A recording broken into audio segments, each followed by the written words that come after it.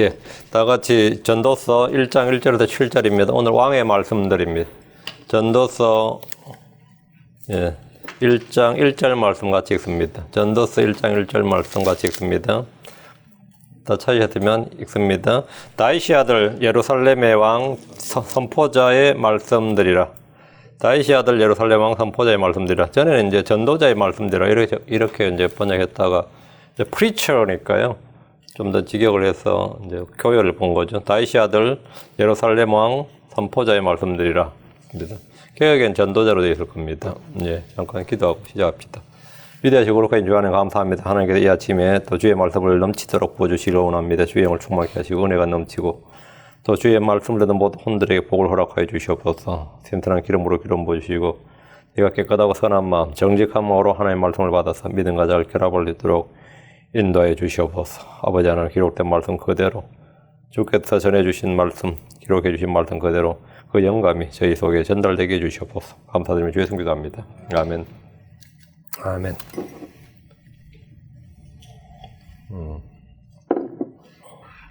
예. 전도서는 예루살렘 왕 선포자의 말씀드립니다. 예루살렘 왕 선포자란 말씀은 아주 독특한 표현입니다. 예루살렘 왕 선포자. 이 솔로몬에게 자신의 그 정체성이죠. 자신의 신분은 예루살렘 왕인데 자신이 진짜 되고 싶은 것 아니면 자신이 가장 이상적으로 그거는 선포자였던 겁니다. 그 사람마다 이제 직업은 이거라도 진짜 하고 싶은 건 다른 거 있죠. 그래서 이제 이 솔로몬에게는 선포자였어요. 솔로몬의 선포자. 예루살렘은 왕의 도시입니다. 예루살렘은 다윗의 도시였습니다. 성경에 처음 예루살렘 왕으로 등장한 사람은 여러분이 아는 대로 멜기세덱입니다. 살렘 왕 멜기세덱. 예루살렘 왕 멜기세덱입니다. 창세기 14장 18절을 보면 살렘 왕 멜기세덱이 빵과 포도주를 가지고 나왔는데 그는 지극히 높으신 하나님의 제사장이었더라 이렇게 말합니다. 멜기세덱은 살렘의 왕이었을 뿐 아니라 그는 지극히 높으신 왕의 제사장이었습니다. 지극히 높으신 하나님의 제사장. 지극히 높은 하나님의 제사장이었습니다. 창세기 등장한 멜기세덱은 시편에 다시 한번 나옵니다. 시편 110편 4절에 주께서 맹세하시고 또 뜻을 돌이키지 아니하시리라 이르시기를 너는 멜기세덱의 계통에 따른 영원한 제사장이라 하셨도다. 너는 그 예수님이죠. 그 예수님은 멜기세덱의 계통에 따른 영원한 제사장이라. 율법에 따르지 않습니다. 율법에 따르면 예수님 제사장 못 돼요. 율법을 따르지 않고 멜기세덱이 살렘의 왕이었고 영원한 하나님의 제사장이었단 말이죠. 그 예수님은 이 멜기세덱을 따라서 예루살렘의 왕이고 영원한 제사장이 되는 겁니다. 하나님 제사장. 그 예수로서는 멜기세덱의 계통에 따른 제사장으로 이제 히브리서 5장 10절에 하나님에 의해 멜기세덱의 계통에 따른 대제사장이라 불리셨느니라. 하나님에 의해 예수님께서 하나님에 의해 멜기세덱의 계통에 따른 대제사장을 불리셨느니라. 그러니까 율법은 레위 계열의 아론의 아들들이 제사장입니다. 아론의 아들들 중에는 아무도 예루살렘 왕이 없습니다. 그런데 이 멜기세덱의 정체에 대해서 성경이 그렇게 많이 나오지 않습니다. 다만 성경은 그에 대해서 말하기를 히브리서 5장 11절 멜기세덱에 관한 우리가 말할 것이 많으나 너희가 듣는 것이 두나무로 말하기 어려우니라. 이제 사도 바울은 이 할 말은 많은데 독자들이 이걸 이해할 수 있거나 수용할 수 있거나 받아들일 수준은 아니다 이거예요. 그러니까 이 정도로 그냥 마치고 그냥 간략하게 예수님이 하나님에 의해서 멜기세덱의 계통에 따른 영원한 제사장이다. 이제 이거 하나 하고 멜기세덱은 살렘 왕이고 지극히 높인 하나님의 제사장이며 아브라함을 만나 축복했다. 이건 이제 팩트죠. 역사적 사건이고 그분의 신분이에요. 그걸 이제 적은 거죠. 그는 의의 왕이었고 화평의 왕입니다. 히브리서 7장 3절에 그는 아버지도 없고 어머니도 없고 혈통도 없고 날들의 시작도 없고 생명의 끝도 없어 오직 하나님의 아들과 같이 되어 항상 제사장으로 있느니라. 하나님의 아들과 같이 되어 항상 제사장으로 있느니라. 영원한 제사장이죠. 그분 누구예요? 예수님 있죠. 아버지도 없고 어머니도 없고 혈통도 없고 날들의 시작도 없고 이러면 뭐 누가 있어요? 아담도 아니고 에녹도 아니고 이 지상에는 아무도 없는 거지. 예수로서 한 분밖에 없는 거예요. 예수님도 육신을 입으면 아버지가 있죠. 예. 그건 아버지도 없고 어머니도 없고 혈통도 없고 날들의 시작도 없고 생명의 끝도 없어. 오직 하나님의 아들과 같이 되어 항상 제사장으로 있느니라. 이게 멜기세덱이다 이게. 살렘의 왕이며 제사장이었던 사람이 이제 멜기세덱이라면 살렘의 왕이며 대언자였던 사람은 다윗입니다. 살렘의 왕이며 대언자였던 사람 다윗이에요. 다윗은 예루살렘을 정복하고 그것을 자기의 이름을 따라서 다윗의 도시라 이래 불렀습니다. 이제 도시 정복하고 자기 이름 많이 붙인 사람 이제 알렉산더 대왕이 제일 흔했어요. 그 양반은 뭐 20몇 개 지방의 도시 이름이 알렉산드리아였습니다. 알렉산드리아가 전부 다 알렉산더가 정복했다고 해서 알렉산드리아예요. 근데 다윗은 이제 예루살렘을 정복하고 나서 다윗의 도시로 지은 거죠. 그 예루살렘인데, 예루살렘은 위대한 왕의 도시입니다. 위대한 왕의 도시, 이 말은 뭐죠? 예수 그리스도의 도시다 이 말이에요. 다윗은 주의 기름을 받은 왕이자 주의 말씀이 그 입에 있던 대언자였습니다. 사무엘하 3장 2절에 주의 영께서 나를 통하여 말씀하셨으며 그분의 말씀이 내 혀에 있도다. 그 살렘 왕이면서 제사장이었던 사람이 멜기세덱이 있고, 살렘 왕이면서 프라핏 대언자였던 사람이 다윗이었고, 살렘 왕이면서 선포자였던 사람이 솔로몬입니다. 그 솔로몬은 예루살렘의 왕이면서 선포자였습니다. 그 예루살렘 왕 제사장은 멜기세덱이고, 그는 아브라함을 축복했고 그에게 11조를 취했습니다. 예루살렘 왕 대언자는 다윗입니다. 다윗은 전쟁의 사람이고 정복자입니다. 예루살렘 왕 선포자는 솔로몬입니다. 솔로몬은 평화의 사람이자 안식의 사람입니다. 이 셋을 다 합하면 그 예루살렘 왕 제사장, 예루살렘 왕 대언자 다윗, 예루살렘 왕 선포자 솔로몬, 이 셋을 합하면 그분이 예수 그리스도입니다. 그분이 예수 그리스도입니다. 예수 그리스도는 아브라함을 부르시고 복을 주셨습니다. 예수님은 세상을 이기시고 막을 이기고 사망을 이기신 정복자고 승리자입니다. 예수는 우리의 화평이시고 안식을 주시며 그분께는 모든 사람에게 힘을 주시는, 그리고 진리의 말씀을 선포하는 선포자십니다. 1절을 봅니다. 다윗의 아들 예루살렘 왕 선포자의 말씀드리라. 다윗의 아들 중에 예루살렘 왕은 솔로몬뿐입니다. 다윗의 아들들 중에 압살롬이 반역을 일으켜서 스스로 왕이 되려 했지만 실패했습니다. 아도나이는 왕이 되려 계략을 꾸몄다가 죽임을 당했습니다. 다윗의 아들들이 19명인데 이들 중에 예루살렘 왕은 두말할 것도 없이 솔로몬입니다. 솔로몬은 우리의 아내 있던 밧세바에서 태어나서 왕이 되었습니다. 밧세바 또는 밧수아라는, 밧세바는 다윗과 간음을 통해서 태어난 첫 아들이 죽고 왕궁으로 들어와서 아들 넷을 낳았는데 시므아, 소밥, 나단, 솔로몬입니다. 하나님께서 솔로몬을 사랑하셨고 이 수태고지를 주셨고 그의 이름을 솔로몬이라 이렇게 지어주셨습니다.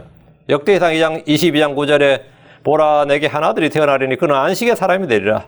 내가 그에게 안식을 주고 사방에 있는 그의 모든 원수들로부터 벗어나게 하리라. 그의 이름이 솔로몬이 되리니, 수태고지와 이름을 주신 거죠. 솔로몬이 되리니 내가 그의 날들의 화평과 안정을 이스라엘에게 주리라. 구약에서 이렇게 수태고지를 받은 사람은 이삭하고 삼손이에요. 그리고 솔로몬이라고. 그 성경에서 수태고지와 더불어 주께서 친히 이름을 주신 인물은 그리 많지 않습니다. 그 이삭, 솔로몬, 삼손, 신약에서는 요한 예수님이죠. 그 전도서에서는 그의 통치, 그의 왕권에 관한 것이 아니라 그가 살렘 왕이고, 그 살렘은 예루살렘입니다. 살렘 왕이며 선포자로서 주의 말씀을 선포한 것입니다. 솔로몬은 잠언을 통해서 하나님의 지혜신 예수 그리스도를 증언했습니다. 전도서를 통해서는 예수 그리스도 없는 인생의 수고와 헛됨에 대해서 전한 겁니다. 현대인들은 돈을 사랑합니다. 돈 싫어하는 사람 누가 있어요? 그 현대인들, 특히 미국은 이게 머티리얼리즘이지.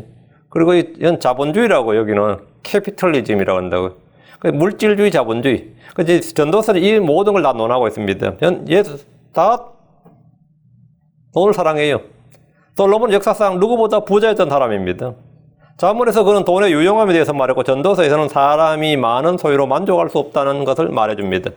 현대인들은 누구나 다 권력을 사랑합니다. 파워라 그러죠. 파워. 솔로몬은 왕이었으며 절대 권력의 소유자였습니다. 아무도 그에게 당신은 무엇을 하시나이까? 라고 말하지 못했습니다. 왜? 절대 파워, 절대 권력을 갖고 있었단 말입니다. 그런데 그는 누구보다도 권력의 무상에 대해서 잘 알았습니다. 현대인들은 섹스를 쾌락이고 행복이고 사랑이라며 숭배하고 탐닉합니다. 솔로몬은 1000명의 아내를 여자로 두었던, 1000명의 여자를 아내로 두었던 사람으로서 이것이 헛되다는 걸 잘 알았습니다. 그게 쾌락주의죠. 현대인들은 지식과 지혜를 찬양하고 숭배합니다. 요즘은 같이 에듀케이션이 강조될 데가 없습니다. 지금 한국이나 미국 사람들에게 교육은 우상입니다. 솔로몬은 역사상 가장 똑똑했던 사람이고 다재다능했던 사람입니다. 근대와 현대의 모든 철학자들 다 합쳐도 솔로몬의 발끝에도 미치지 못합니다. 그런 그가 주를 누리하는 것이 지혜라고 말합니다. 악을 미워하는 것이 지혜라고 합니다. 하나님을 누리하고 그분의 명령들을 지키는 것이 사람들의 온전한 의무라고 했습니다. 하나님께서 모든 은밀한 일과 더불어 선한 일이든 악한 일이든 모든 일을 심판하실 것이라고 선포합니다. 여러분이 지금 살아가는 것 가장 관심을 두는 게 뭡니까? 돈과 권력과 쾌락과 교육, 지식을 얻기 위해서 모든 힘을 다 쏟습니다. 내가 그걸 못 얻었다면 내 자식 때라도 얻게 하기 위해서 희생을 마다하지 않습니다. 살렘왕 선포자 솔로몬은 주의 영광을 받아서 사람들이 추구하는 이런 것들을 물론 자기는 다 누려봤어요. 자기 그냥 누려본 정도가 아니라 뭐 완전 압도적으로 넘치도록 모든 걸 누려본 사람이지. 이런 걸 전부 누려본 그가 이런 것들의 헛됨을 우리에게 알려주고 있습니다. 하나님은 솔로몬을 사용하셔서 사람들이 그토록 추구하며 갈망하는 돈과 권력과 쾌락과 지적 능력에 대해서 말씀해 주신 겁니다. 선포자가 없다면 우리는 주의 진리를 들을 수 없고 믿을 수가 없습니다. 로마 10장 14절에 그런즉 그들이 자기들이 믿지 아니한 분을 어찌 부르리요? 자기들이 듣지 못한 분을 어찌 믿으리요? 선포자가 없이 어찌 들으리요? 선포자가 없이, 그러니까 솔로몬이 없이 전도서가 없다면 우리는 해 아래서의 수고가 어떤 하나님께서 어떻게 평가하시고 어떻게 가치를 매기시는지 알 수 없을 겁니다. 그건 철학의 영역으로 넘어가 버리는 겁니다. 그러나 이 하나님의 계시로 말미암아 이것이 분명하게 선포가 되었기 때문에 우리 이 말씀을 통해서 이런 것들이 하나님께서 어떻게 평가하시고 우리는 이런 것들에서 어떤 가치관, 어떤 생각을 가져야 되는지 이제 우리가 믿을 수 있는 거죠. 알 수 있는 거고. 하나님 어느 시대나 이런 선포자와 교사를 통해서 주의 말씀을 전해주십니다. 대홍수 이전에는 주님께서 노아를 지으셔서 이 땅에 임할 주의 심판을 선포해서 그 노아는 의의 선포자였습니다. 바울은 이방인들을 위한 사도였고 복음 선포자였습니다. 솔로몬은 바로 이 선포자단 말이에요. 왕의 말씀이 있는 곳에 권능이 있습니다. 전도서 8장 4절에 왕의 말씀이 있는 곳에 권능이 있나니 누가 왕에게 이르기를 왕께서 무엇을 하시나이까 할 수 있으랴.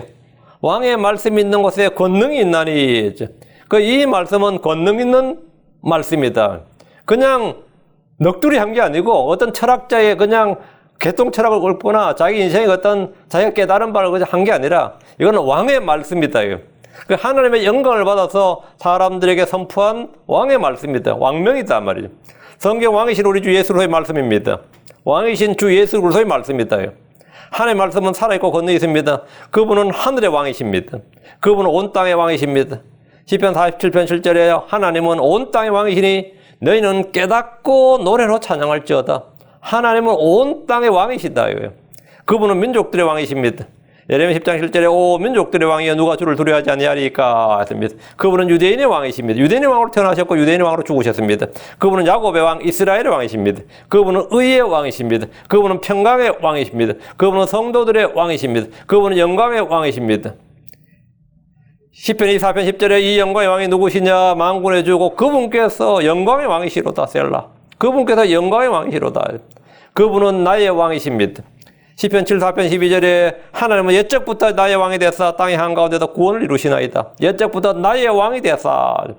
그분은 영원하신 왕입니다. 영원하신 왕.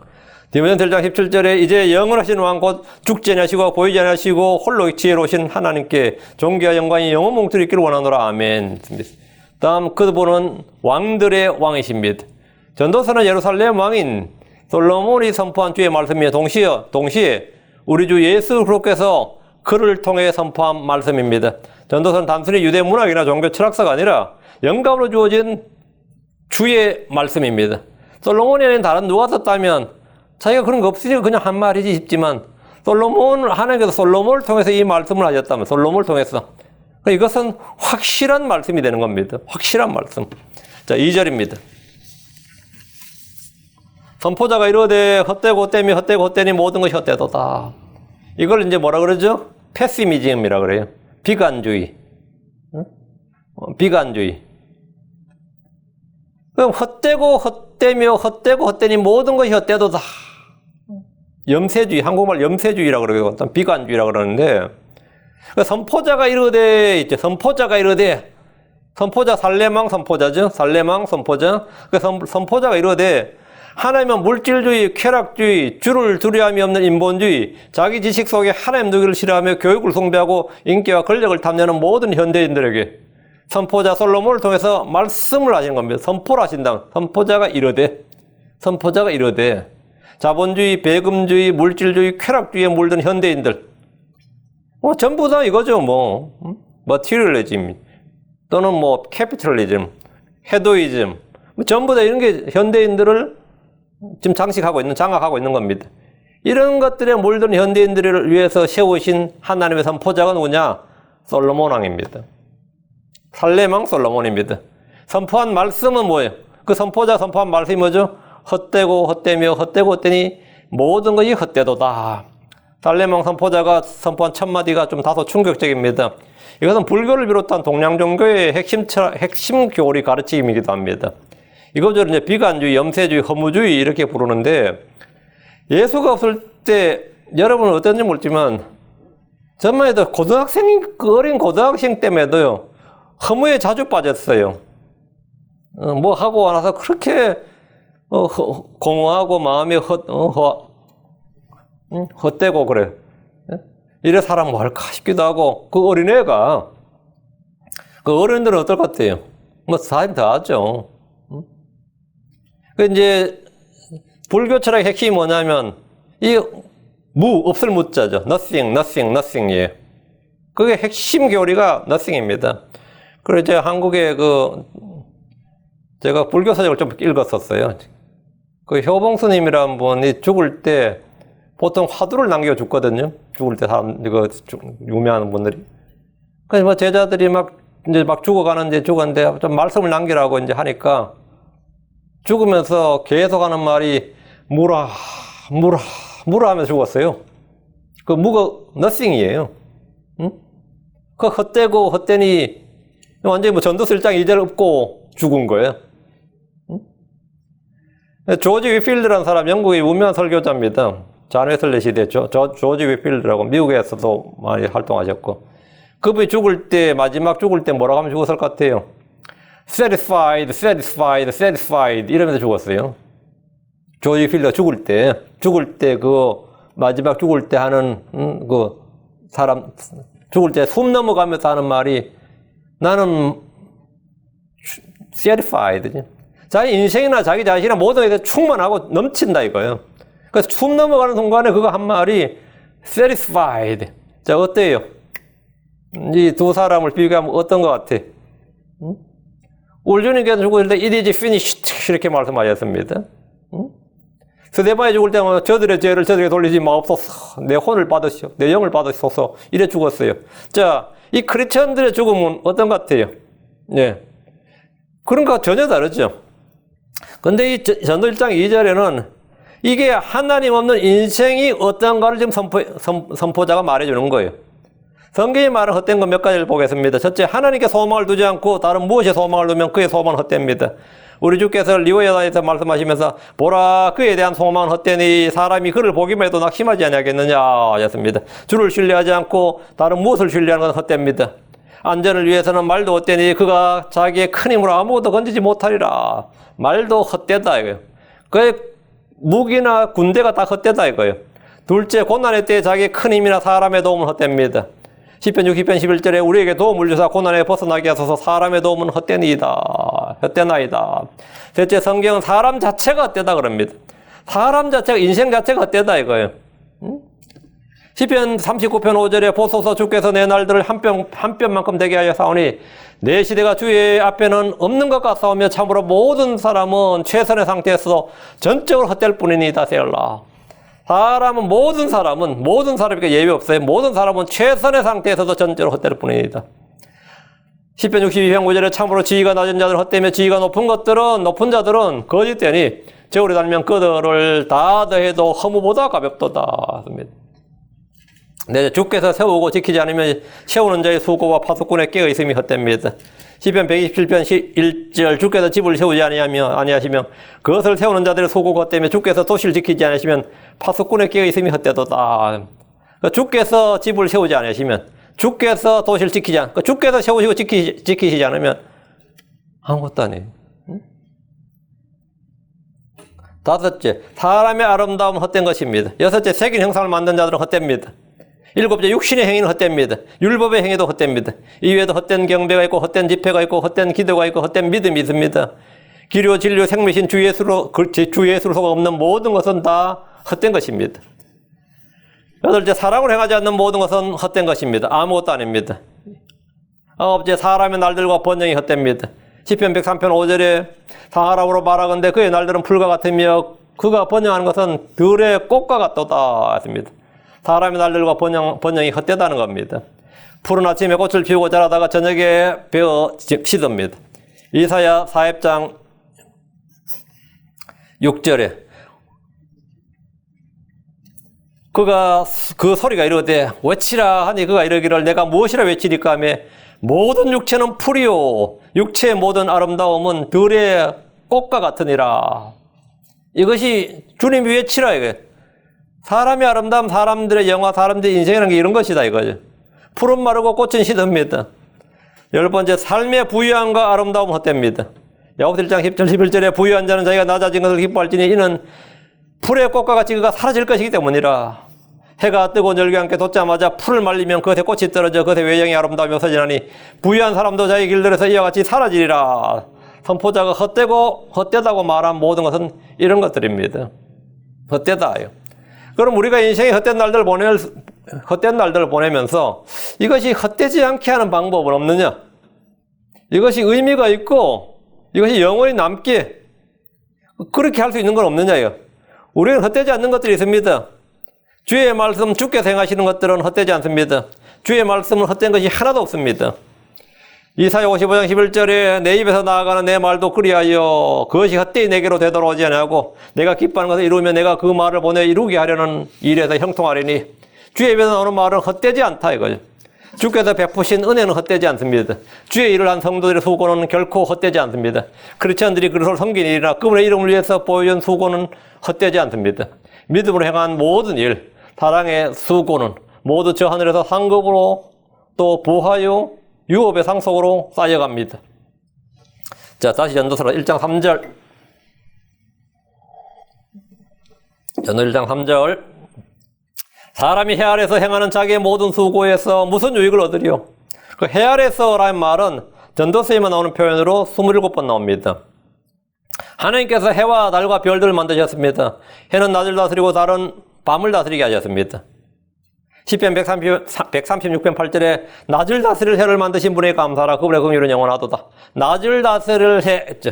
그 예전에는 이제 해가 없으면 뭐가 되는 거죠? 밤이죠. 지금도 뭐 해가 없으면 밤이지만 지금은 전기가 있으니까 밤에도 일 많이 하잖아요. 예전에는 해가 지면 일을 못 하는 거예요. 응? 물론 뭐 집에서 뭐 햇불 피워놓고 뭐 할 수 있는 일이 있지만 들에서 일하기는 어렵단 말이죠. 그 낮을 다스릴 해를 만드신 분에게 경배하라. 감사하라. 그 해는 빛을 줍니다. 요즘 전기 발전으로 밤에도 낮처럼 일하는 사람들이 많지만 사람 일반적으로 해가 있는 낮 동안에 일을 합니다. 낮에는 세상의 빛을 봅니다. 그 사람이 해 아래서 행하는 모든 수고란 말은 이 땅에서 살아서 하는 모든 수고를 말합니다. 그 선포자가 사람이 해 아래서 행하는 자기의 모든 수고에서 무슨 유익을 얻으리요 했죠. 무슨 유익을 얻으리요 이 말할 때 이 말은 뭐냐 이거예요. 여러분 무슨 생각이 들어요? 인생의 허무가 마음속 깊이 다가옵니까? 해 아래서 행하는 자기의 모든 수고란 말은 그리스도 없이 성령 없이 믿음 없이 행하는 나의 모든 수고를 말합니다. 해 아래서 행하는 자기의 수고잖아요. 뭐 주의 수고는 하나님의 일이 아니고 해 아래서 행하는 자기의 수고단 말이죠. 그 에덴의 동산에서 쫓겨나서 아담의 수고나 주의 저주를 받아 그분 앞을 떠난 가인의 수고나 이집트에서 노역 생활하던 이스라엘의 모든 수고가 이런 것입니다. 우리가 주를 위해 살지 않을 때 나의 모든 노력과 고생과 애씀이 아무 유익이 없고 헛된 것이다. 우리는 하나님과 함께 일하는 일꾼입니다. 고린도전서 3장 9절에 우리는 하나님과 함께 일하는 일꾼이요 너희는 하나님의 농사요 하나님의 건물이니라. 하나님과 함께 일한다면 그는 주님으로부터 일한 삭슬을 받습니다. 우리는 주 안에서 수고합니다. 우리는 성령을 따라 걷고 행합니다. 우리는 주의 은혜를 받아 그분의 이름으로 일합니다. 사도 바울이 어떻게 일했는지 보십시오. 골로새 1장 29절에 이 일을 위해 나도 내 속에서 강력하게 일하시는 그분의 활동에 따라 싸우며 수고하노라. 그분의 활동에 따라 수고하는 사람은 큰 유익을 얻습니다. 4절입니다. 한 세대는 가고 또 다른 세대가 오되 땅은 영원히 또다. 한 세대는 가고 다른 세대가 온다는 것은 사람이 태어나고 죽는 걸 말합니다. 창세기 5장에 보면 낳았더라 죽었더라 말씀이 계속 반복됩니다. 창세기 5장 4절에 아담이 셋을 낳은 뒤에 생애는 800년이었으며 그가 아들 딸들을 낳았더라. 아담이 산 전생에는 930년이었으며 그가 죽으니라. 낳았으며 죽었니라. 그 나았더란 말씀은 다른 세대가 오는 겁니다. 그가 죽으니라 하는 말은 한 세대가 가는 겁니다. 그 가고 오고 가고 이게 계속 반복되는 거죠. 창세기 5장 6절에서 11절까지 몇 구절을 읽어보겠습니다. 셋은 105년을 살며 에노스를 낳았고 에노스를 낳은 뒤 807년을 살며 아들, 딸들 낳았더라.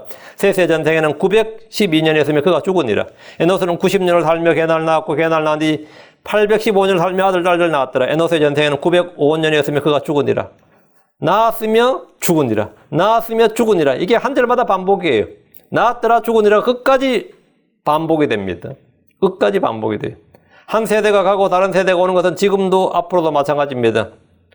한 사람의 죄로 말미암아 모든 사람에게 사망이 임했습니다. 한 번 죽는 것은 사람들에게 정하신 것이기 때문입니다. 천년왕국에서 사람의 수명이 나무의 수명처럼 길어지지만 그때도 사람은 죽습니다. 사람이 죽지 않으려면 영원한 생명을 얻어야 됩니다. 저 하늘에서는 한 세대가 가고 다른 세대가 오지 않습니다. 저 하늘에서는 한 세대가 가고 다른 세대가 오지 않아요. 거기엔 사망이 없기 때문에 한 세대가 갈 일이 없습니다. 하늘에서는 장가거나 시집가는 일이 없기 때문에 다른 세대가 올 수도 없습니다. 여러분은 영원한 생명을 얻었습니까? 어떤 사람이 죽게 나와서 선한 선생님이여 내가 무슨 선한 일을 해야 영원한 생명을 얻으리까 물었습니다. 내가 뭘 해야 영원한 생명을 얻으리까? 뭘 해야 영원한 생명을 얻습니까? 뭘 해야 영원한 생명을 얻어요? 주 예수를 믿는 겁니다. 복음을 믿는 거예요. 너무 단순합니다. 주께서 우리에게 생명을 주시기 위해서 오셨습니다. 생명을 주시기 위해서 자신의 생명을 내어놓으셨습니다. 우리는 이 질문의 답을 알고 있습니다. 우리가 무엇을 해야 선한 생명을 얻으리까? 내가 무엇을 해야 구원을 받으리까? 우리는 거기에 대한 답을 완벽히 알고 있습니다. 답을 완벽히 알고 있어요. 주께서 말씀하셨습니다. 요한복음 3장 15, 16절 이것은 누구든지 그를 믿는 자는 멸망하지 않고 영원한 생명을 얻게 하려 하심이니라. 영원한 생명을 얻게 하려 하심이니라. 하나님께서 세상을 이처럼 살아서 자신의 독생자를 주었으니 이것은 누구든지 그를 믿는 자는 멸망하지 않고 영존한 생명을 얻게 하려 하심이라. 하나님 우리에게 영원한 생명을 얻도록 주 예수 그리스도를 주셨습니다. 누구든지 그분의 이름을 믿는 자는 하나님의 아들들이 되고 영존한 생명을 얻습니다. 성경 말하기를 요한복음 6장 40절 나를 보내신 분의 뜻은 이것이니 곧 아들을 보고 그를 믿는 모든 자가 영존한 생명을 얻는 것이니라. 이것이 하나님의 뜻이다고요. 하나님의 뜻 중에서 하나님 뜻 어떤 사람이 멸망한 것은 하나님의 뜻이 아닙니다. 어떤 사람이 믿지 않는 것은 하나님의 뜻이 아니에요. 하나님께서는 미리 영원전에 선택하시고 예정하시고 은총을 베풀고 정한 사람들만 구원받고 나머지 다 지옥 보내는 게 그건 하나님의 뜻이 아니에요. 하나님의 뜻은 뭐야? 아들을 보고 그를 믿는 모든 자가 영존한 생명을 얻는 것이다. 모든 자가 구원을 받는 게 하나님의 뜻입니다. 모든 사람이 구원을 받는 것이 하나님의 뜻이라고요. 마지막 날에 내가 그를 일으키리라 하시니라. 주 예수님 오신 것은 사람들이 생명을 얻게 하려 하심입니다. 요한복음 10장 10절 도둑이 오는 것은 나만 도둑질하고 죽이고 멸망시키려 함이거니와 내가 온 것은 양들이 생명을 얻고 또 더욱 풍성히 얻게 하려 함이니라. 주님이 오신 것은 양들이 생명을 얻고 더욱 풍성히 얻게 하려 하십니다. 문제는 하나님에게 있지 않습니다. 사람들이 영원한 생명을 얻지 못하는 것은 주께서 은총을 베풀지 않으셨거나 구원으로 예정하지 않으셔서가 아닙니다. 선택하지 않으셨기 때문이 아닙니다. 그들이 주께 나오지 않기 때문입니다. 그들이 주를 선택하지 않고 믿기를 거부하기 때문입니다. 요한복음 5장 40절에 그러나 너희는 생명을 얻기 위해 내게 오기를 원치 아니하는도다. 주 예수님이 생명입니다. 누군지 예수님께서 하나님의 아들 그리스도심을 믿을 때 그분의 이름을 통해 생명을 얻습니다. 다시 4절입니다. 한 세대는 가고 또 다른 세대가 오되 땅은 영원히 있도다. 땅은 영원히 있도다. 이 구절에서 이단들이 속출합니다. 통일교나 몰몬교나 안식교 여호와의 증인들 같이 이단 종파들에서 땅은 영원히 있고 없어지는 것이 아니더란 이런 교리를 이 구절에서 만들었습니다. 그럼 우리 주 예수의 말씀을 들어보십시오. 마태복음 24장 35절 하늘과 땅은 없어지겠으나 내 말들은 없어지지 아니하리라. 하늘과 땅은 없어진다 그랬죠. 이건 땅은 영원히 있다 그랬죠. 그럼 말씀이 무슨이에요? 주께서 하늘과 땅이 없어진다고 하셨습니다. 누가복음 21장 3절 하늘과 땅은 없어지겠으나 내 말들은 없어지지 아니하리라. 하늘과 땅은 없어진다. 이게 우리 주님의 말씀입니다. 전도서도 주님의 말씀이라면서요. 그럼 지금 있는 하늘과 땅은 천년왕국이 끝나면서 완전히 없어집니다. 패스웨이 완전히 없어져요. 베드로후서 3장 10절 12절 그러나 주의 날이 밤에 도둑같이 오리니 그날에는 하늘들이 큰 소리와 함께 사라지고 원소들이 뜨거운 열에 녹으며 땅과 그 안에 있는 일들도 불태워지라. 그런 적이 모든 것이 해체될진데 너희가 어떤 사람이 되어야 마땅하겠느냐. 모든 거룩한 행실 속에서 하나님을 따르는 가운데 하나님의 날이 오는 것을 기다리고 서두르라. 그날에 하늘들이 불이 붙어 해체되고 원소들도 뜨거운 열로 녹으려니와. 성경에 하늘도 없어지고 뭐라고요? 땅과 그 안에 있는 일들도 불태워지리라. 싸그리 다 없어진다고. 뜨거운 열로 다 녹는다고. 불이 붙어 해체가 되고 멜트 어웨이. 완전히 없어진다고. 이 진리는 너무나 분명해서 이론의 여지가 전혀 없습니다. 요한계시록 2장 21장 11절에도 내가 새 하늘과 새 땅을 보았으니 이는 처음 하늘과 처음 땅이 사라졌고 바다도 다시 있지 아니하였기 때문이라. 그 땅이 영원히 있다 이 말은 뭐죠? 그럼 전도 1장 지금 4절에 땅은 영원히 있다 이 말은 뭐냐? 신약에서 이 그런 구절들과 그럼 모순이 되느냐? 아니면 이거 모르냐? 전혀 아닙니다. 여기서 영원이란 말은 새 하늘과 새 땅이 있기 전까지 영원입니다. 성경에서 말한 영원이란 말은 그냥 뭐 진짜 말 그대로 영원히 그 의미가 안 있고 내가 영원히 당신을 섬기겠습니다 할 때 영원이 뭐죠? 내가 죽을 때까지란 뜻입니다. 그것도 영원이란 말은 내가 죽을 때까지란 뜻이에요. 내가 생명 있는 한 영원 이 말이에요. 주께서 아론의 아들들의 제사장의 직분을 영원한 법궤로 주었습니다. 영원히 대대로 이래 말했어요. 그럼 그래서 영원은 언제까지죠? 주 예수님 오실 때까지입니다. 아론의 제사장 직분 주 예수님 오실 때까지 영원이에요. 율법에 따르면 종이 자원해서 길을 뚫으면 종이 자원해서 주인 나는 종이 되겠나이다 이렇게 하면 주인이 좋아가지고 그럼 길을 뚫죠. 그럼 영원히 종이 되는데 그때 말한 영원은 언제죠? 죽을 때까지란 뜻입니다. 그 종이 죽을 때까지예요. 어떻게 영원히 종이 돼? 죽을 때까지. 종신직이다. 종신 때까지 말. 아담 이후로 지금까지 수많은 세대가 갔고 또 수많은 세대가 왔지만 땅은 그대로 있습니다. 땅은 그대로 있다. 우리나라 고려 속담에서 고려 시에도 있죠. 산천의구하되 인걸은 간데 없다 그런 말 있죠. 사람은 간데 없다. 한 세대는 가고 말이죠. 내가 알던 사람이 다 갔다고요. 여러분 지금쯤 만약에 한국에 자기 고향에 한번 가보세요. 뭐 갈 일 있으면. 그럼 여러분이 알던 사람 대부분 다 죽었을 겁니다. 여러분이 알던 사람 대부분이 죽었고 내 친구들 엄마 아빠는 거의 대부분 죽었을 겁니다. 응? 거의 뭐 이제 내가 아는 사람이 별로 없단 말이죠. 고향 가보면. 그 대신 누가 있죠? 아들, 손자들이 있지. 내가 알던 사람들은 이제 전 세대는 다 갔고, 내 친구의 아들, 손자들이 있다고 벌써. 그렇게 된단 말이죠. 한 세대 가고. 근데 하늘과 땅은 지금 늘 그대로 있는 것 같단 말이에요. 그 영원한 것 같단 말이죠. 그러니까 지금 있는 하늘과 땅은 현 세상입니다. 그때 있었던 땅은 땅 물에서 나와서 지금의 땅이 되었고 다가올 세상에서 지금 있는 땅은 불에 타서 녹고 사라집니다. 솔로몬의 땅은 영원히 있도다 이 말은 다가올 세상이 올 때까지 땅입니다. 그때까지 영원입니다. 5절 또 해는 지고 해는 져서 자기 져서고 자기가 떴던 곳으로 돌아가고 속히 돌아가고 우리는 날마다 해가 뜨고 해가 지는 걸 볼 수 있습니다. 비가 오고 흐린 날에도 낮과 밤은 하루도 빠짐없이 쉼없이 계속되어 왔습니다. 극지방에 백야 현상이 있긴 하지만 그 외에 지구촌 어디를 봐도 이틀 연속 낮이나 밤이 되는 일은 없습니다. 일기예보를 보면 기상캐스터는 내일 아침 해 뜨는 시각은 오전 몇 시 몇 분이고 해 지는 시각은 오후 몇 시 몇 분입니다. 이런 식으로 보도를 합니다. 지금도 그렇게 말해요. 여러분의 폰에 기후 앱이죠. 웨더 앱을 펴면 해가 뜨는 시간과 지는 시각이 나옵니다. 아침에 해가 뜹니다. 그리고 밤에 달이 뜨고 별이 뜹니다. 우리는 늘 이렇게 표현하고 사용합니다. 아무도 지구가 자전한다, 지구가 돈다고 말하지 않습니다. 그러다 보니까 천동설이냐 지동설이냐 이런 논쟁을 벌이기도 하고 이 구절 인용해서 해가 움직이는 것이지 지구가 움직이는 것이 아니다 이런 교리가 나왔습니다. 이제 근본주의 교리 중에서 이제 전도서 1장 5절 말씀 또 해는 뜨고 해는 져서 자기 져서고 자기가 있던 곳으로 속히 돌아가고 그 해는 떠서 미국 지금 동쪽 우리가 지금 캘리포니아 동쪽에서 해가 뜨죠. 해가 뜨죠. 해가 지죠. 그 내일 아침에 오면 또 해가 여기서 뜬다고. 그러니까 이 전도서 기자는 왜 해가 이쪽에서 와서 이쪽으로 왔다가 다시 제대로 돌아갔다고 본 거죠. 그렇죠? 이 1장 5절에 따르면 그 해가 져서 자기 처소 그 해가 자기 처소가 있고 그 자기 처소 자기가 떴던 곳으로 속히 돌아가고 그 해가 돌아간 거예요. 여러분 생각할 때 어떤 것 같아요? 해가 돌아갔어요? 그 이제 과학적으로 하면 이게 뭐 말이 되느냐?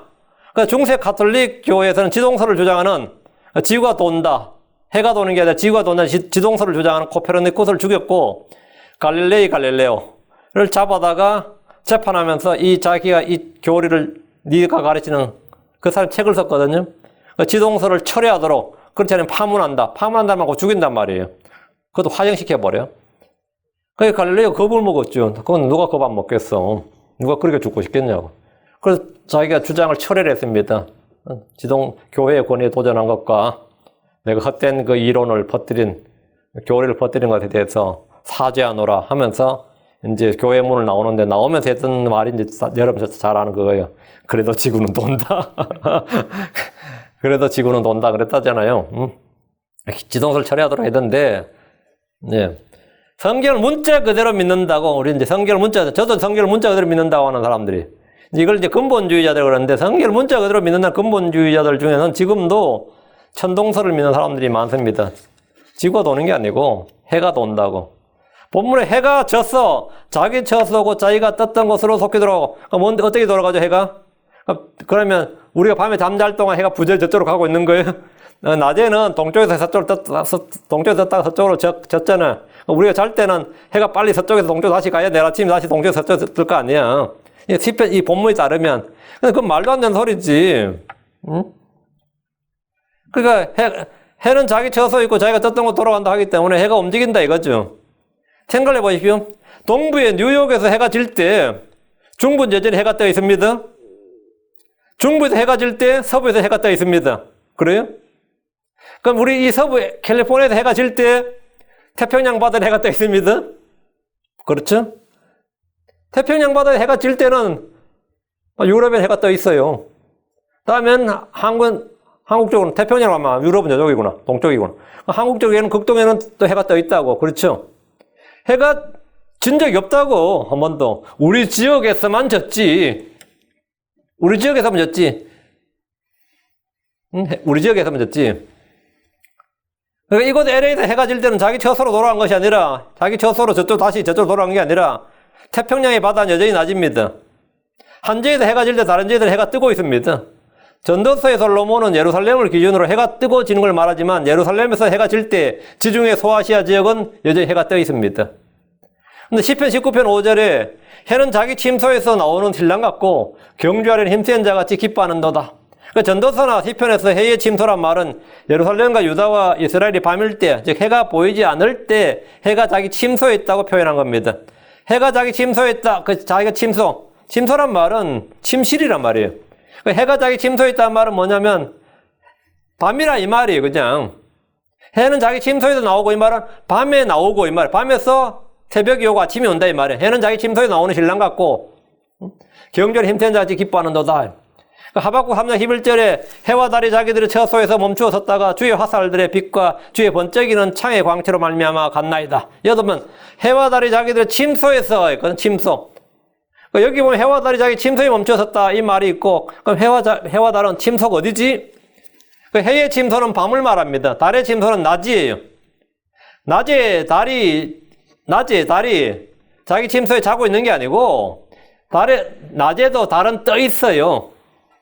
달이 떠 있는데 해가 너무 밝아서 눈에 보이지 않는 것 뿐입니다. 달이 지금 우리 눈에 안 보이는 거지. 어떤 날 날이 흐릴 때는 꽤 오랫동안 달이 낮에도 보입니다. 저는 날 낮에도 본 적 많이 있어요. 그 달의 침소는 뭐냐? 달의 침소는 낮이고 해의 침소는 밤이에요. 예.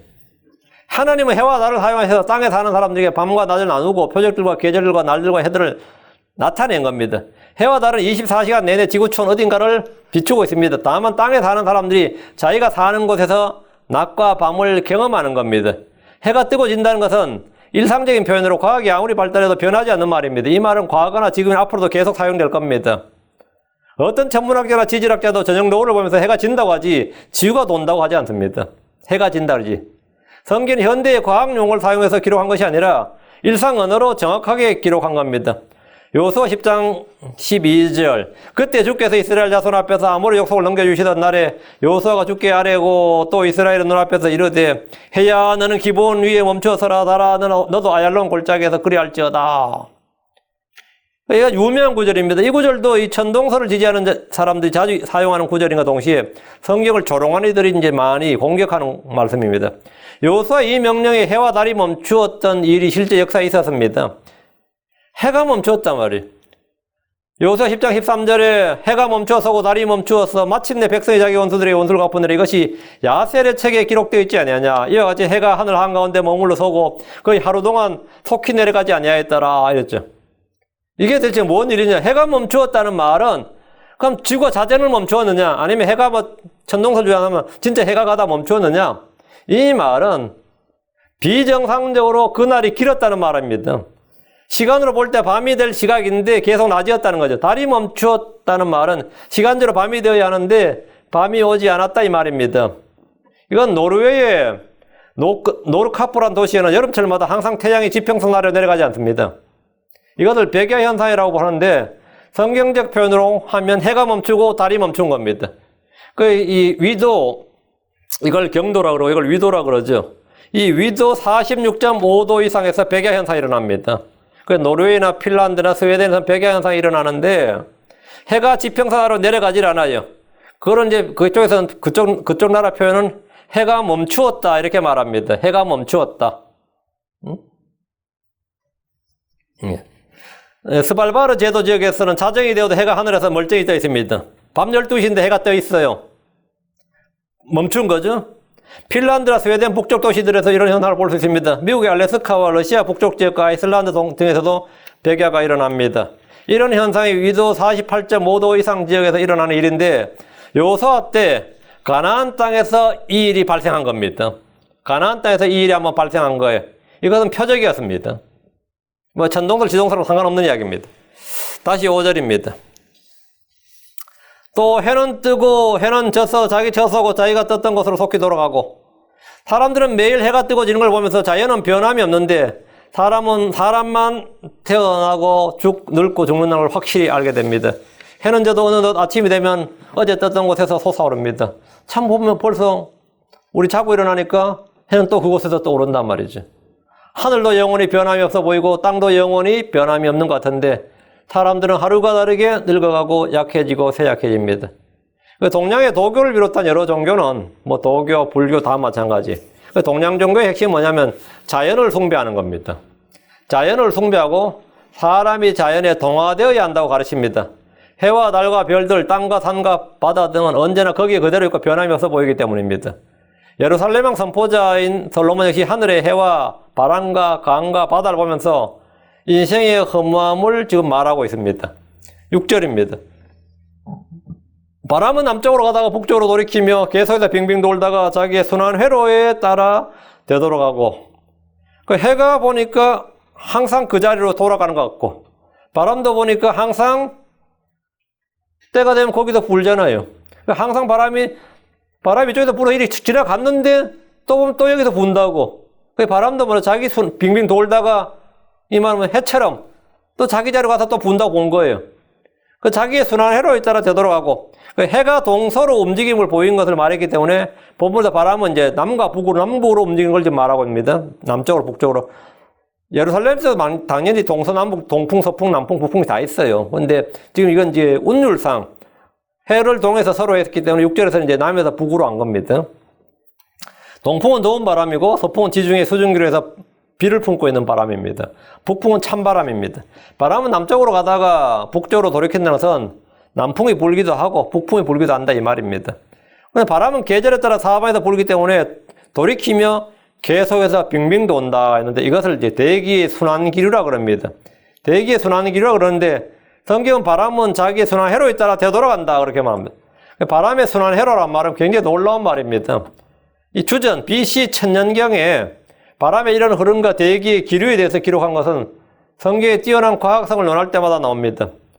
여러분이 성경과 과학 이런 바이블 앤 사이언스 이런 책이 있어요. 성경과 과학 같은 책을 보면 성경이 단지 고대 종교 서적이 아니라 하나의 명강으로 주어진 주의 말씀이라는 사실을 확실히 알 수 있습니다.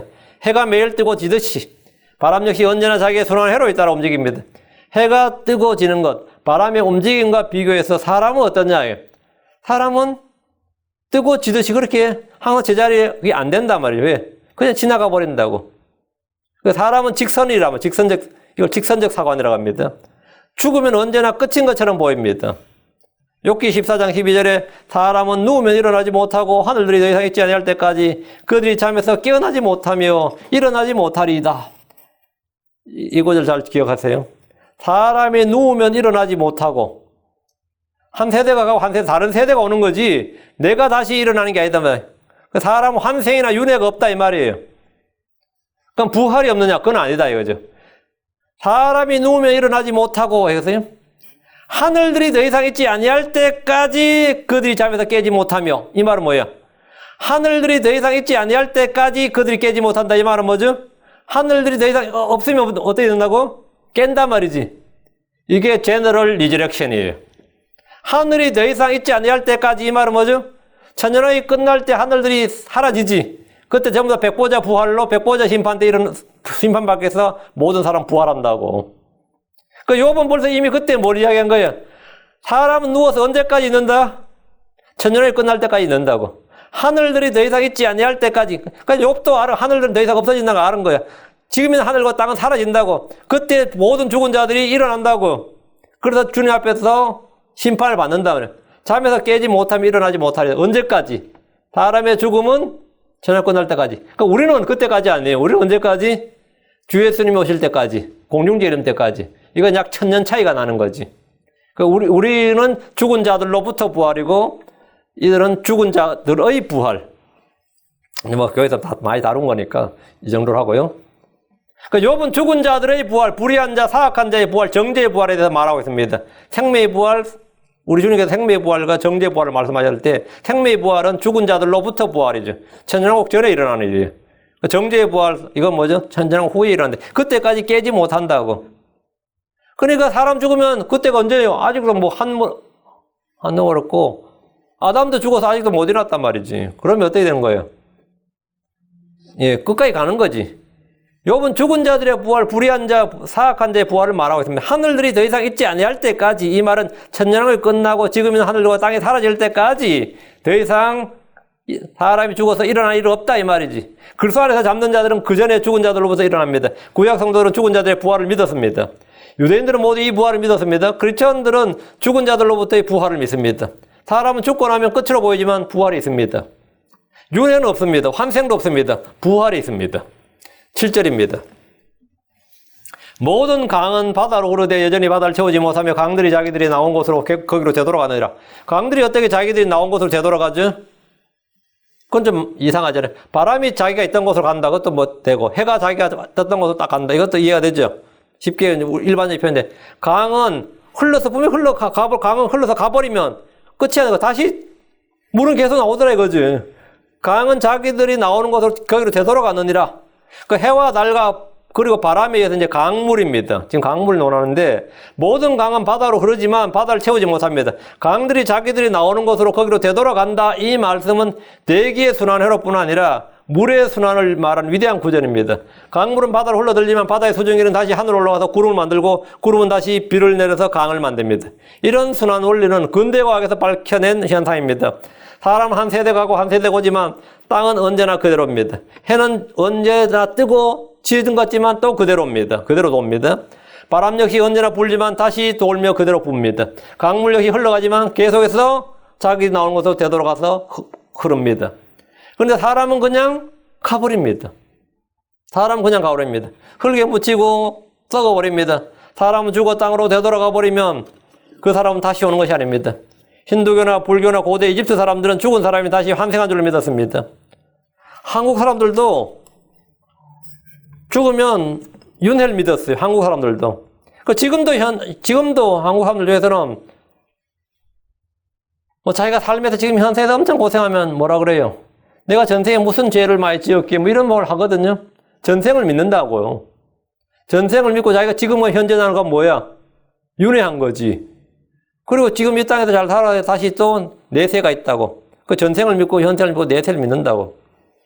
믿는지 아는지 어쨌든 간에. 뭐 물론 그런 건 없습니다. 그건 없는데 그렇게 환생할 줄 믿었어요. 사람은 태어나고 또 죽고 태어나를 반복하지만 그 중에 같은 사람은 아무도 없습니다.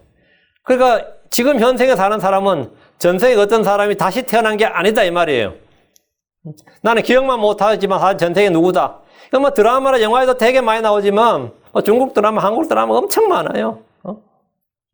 근데 그게 사람들한테 잘 먹혀들고 사람들이 또 그거 뭐 잘 쳐다보고. 근데 그런 건 없단 말이에요. 사람은 태어나고 또 태어나고 또 태어나지만 그 태어난 사람은 독립적인 개개 인격이지 이전에 살았던 어떤 사람이 아닙니다. 단 한 사람 이전에 살았던 어떤 사람이 아니에요. 그 중에 같은 사람은 아무도 없습니다. 한마디로 사람의 윤회란 없다 이 말이에요. 그러나 땅과 달리 사람은 영원히 삽니다. 땅과 달리 사람은 영원하지 않다 이 말입니다. 바람과 강물처럼 사람은 돌지 않습니다. 이것이 예루살렘 왕 선포자가 해 아래 있는 사람에 관해서 선포한 말씀입니다. 해 아래 있는 사람은 자연과 같지 않다 말입니다. 해와도 다르고 처음에 땅부터 나왔죠. 땅은 영원하다 해서 땅과도 다르고 땅은 영원하다. 땅에 비하면 사람은 일시적이죠. 해와도 다르고 해는 계속해서 떴던 곳으로 가고 떴던 곳으로 가지만 사람은 그렇지 않다. 바람과도 다르다. 강물과도 다르다. 사람은 하나님 만든 자연과 같지 않다. 사람은 죽고 나면 흙으로 돌아서 끝이다 이거예요. 근데 언제까지? 백보자 심판 때까지. 하늘들이 없어질 때까지, 이 땅이 없어질 때까지 다시 일어나지 못한다. 윤회란 없어요. 환생이란 없습니다. 일어나지 못하는데 어떻게 윤회나 환생이 있어? 자, 그러면 그때까지 일어나지 못한다. 하늘이 없어질 때까지, 땅이 없어질 때까지 사람은 다시 일어나지 못, 깨어나지 못할 것이다. 한마디로 말하면 죽음이라는 것이 죽음이 영원하다 할 때는 그 영원이 어디까지? 예, 하늘과 땅이 없어질 때까지, 지금 있는 하늘과 땅이 없어질 때까지 영원하다 이거예요. 자, 그러면 어찌 해야 되는가? 우리는 어찌 해야 되는가? 뭐 어찌 해야 돼요? 복을 믿어야지. 주 예수를 믿어야지. 그렇게 해서 영원한 생명을 얻어야 된다. 그래야 헛되지 않다. 그렇지 않으면 뭐가 된다? 2절이 된단 말이죠. 헛되고 헛되며 헛되고 헛되니 모든 것이 헛되어졌다. 3절이 사람이 해 아래 행하는 자기의 모든 수고에서 무슨 유익을 얻을 수 있으리요? 아무도 유익을 얻을 수가 없다. 아무 유익도 없다는 겁니다. 왜? 죽으면 흙으로 돌아가 버리고 거기에 된 건 모든 건 다 사라져 버리고 언제까지 깨어나지 못한다? 예, 하늘들이 없어질 때까지 그는 깨어나지 못한다. 깨어나지 못한다. 예. 그리고 오늘은 이제 자연의 현상, 그 땅과 해와 바람과 강물을 예를 들어서 인생의 짧음, 인생의 허무, 인생의 헛됨, 아무 유익이 없는 것에 대해서 이 선포자가 전했습니다. 이걸 우리가 깨달아야 됩니다. 우리가 정확히 이걸 인식하고 인지해야 돼요. 짧은 한 인생 하면서 오는 게 아니라 이제 염세주의 같지만 그 염세주의를 극복하는 방법은 영원한 생명이신 주 예수를 영접하는 겁니다. 오늘까지 합니다. 기도합니다. 위대하고 거룩한 주 하나님 감사합니다. 시간 하나님의 말씀을 전했습니다. 선포한 모든 말씀들이 성도들 안에 믿음으로 잘 결합되게, 믿음과 잘 결합되게, 그리고 선한 마음, 정직한 마음으로 말씀을 잘 받도록 해주시고 모든 말씀이 열매를 맺도록 인도해 주십시오. 악한 마귀에게 말씀을 빼앗기지 않도록 하시고 또 말씀을 마음에서 흘러나가지 않도록 좀 더 주의를 기울이도록 도우시고 언제나 말씀을 기억하도록 인도해 주십시오. 전능하신 주 하나님께서 해 아래서 있는 우리 인생에 대해서 말씀해 주시면 감사합니다. 아버지 하나님, 우리 주 예수 그리스도 안에 있는 인생에 대해서 말씀해 주셨고 주께서 말씀해 주신 모든 것을 통해